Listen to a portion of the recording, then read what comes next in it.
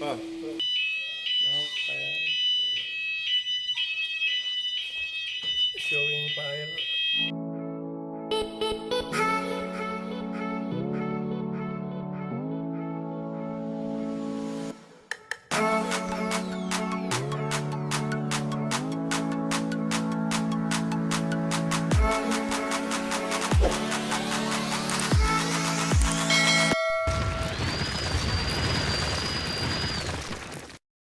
Guys, welcome to my vlog. I will teach you how to operate this one. Eaton copper panel addressable. So first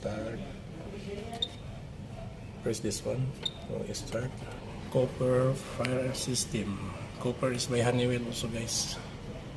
So this function, how to open the system. Press this one.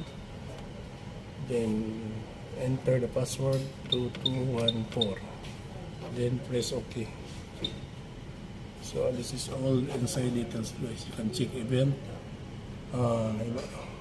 silence, mute, then reset.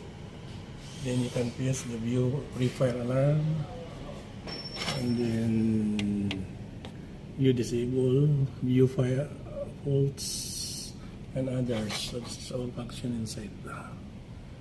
Okay, guys. This is same procedures of all panel but different function only. So the password this one is 2214.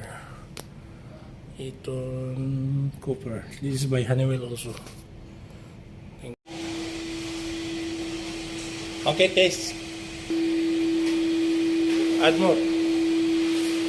Now fire. Showing fire. Okay. Location right reception area. Already silent and silence only.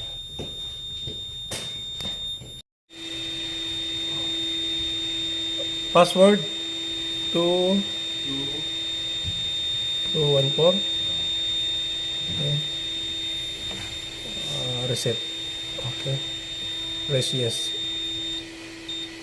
Okay. Now panel normal. Okay. This is Eaton fire alarm cover. This is copper Eaton.